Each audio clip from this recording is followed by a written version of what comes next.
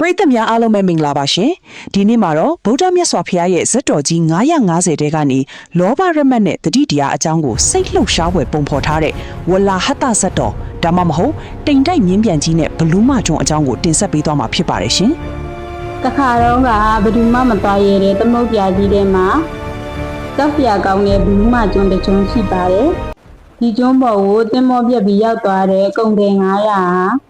မိစ္ဆာဘလူးမတွေလက်ထဲကနေအသက်ရှင်နေနဲ့ပြန်လွတ်ပါမလား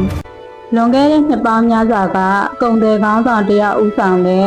ကုန်တယ်900ပါတဲ့ရွက်တင်မောကြီးတစ်စင်းဟာသမုတ်ပြထဲကိုခရီးထွက်လာကြတယ်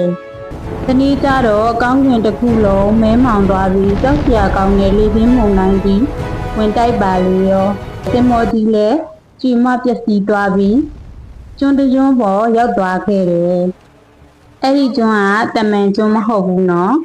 လူသားတွေကိုခန်းစားတတ်တဲ့ဘလူးမတွေနေတဲ့ကျွန်းမှာဘလူးမတွေကတင်မောပြက်ပြီးရောက်လာတဲ့လူတွေလည်းမြင်ရောအရန်ဝမ်းသာသွားပြီးသူတို့ရဲ့အဆွဲတွေရုပ်ဆိုးဆိုးအတင်ပြင်းတွေကိုချက်ချင်းဖြောက်လိုက်ကြတယ်ပြီးတော့အရန်လှပကြော်ချင်းတဲ့မိမလှလေးတွေအဖြစ်ဖန်ဆင်းကြတယ်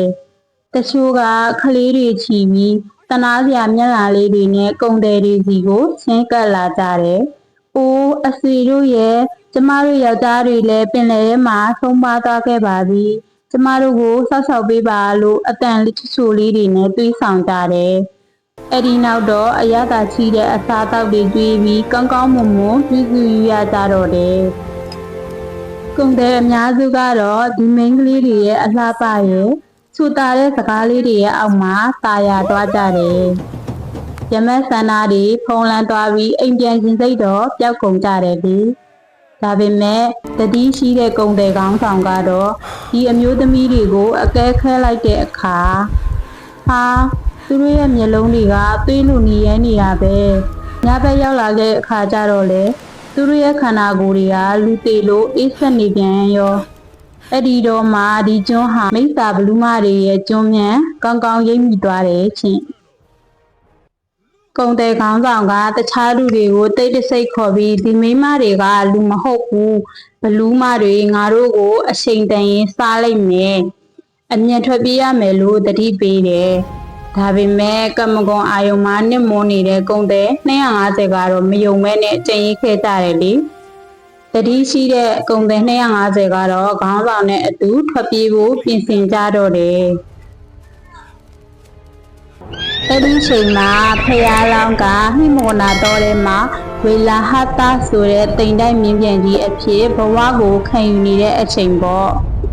မြင်းပြန်ကြီးကကောင်းကင်ကနေဖြတ်အသွားဒုက္ခရောက်နေတဲ့ကုန်သည်တွေလည်းမြင်တော့ဂယုနာတက်ပြီးဆင်းလာခဲ့တယ်ပြီးတော့မိမိတို့နေအိမ်ကိုပြန်ချင်တဲ့လူတွေရှိလားငါ့ကိုအားကိုးကြတော့ဟူလူစကားနဲ့ဟစ်ကြွေးလိုက်တယ်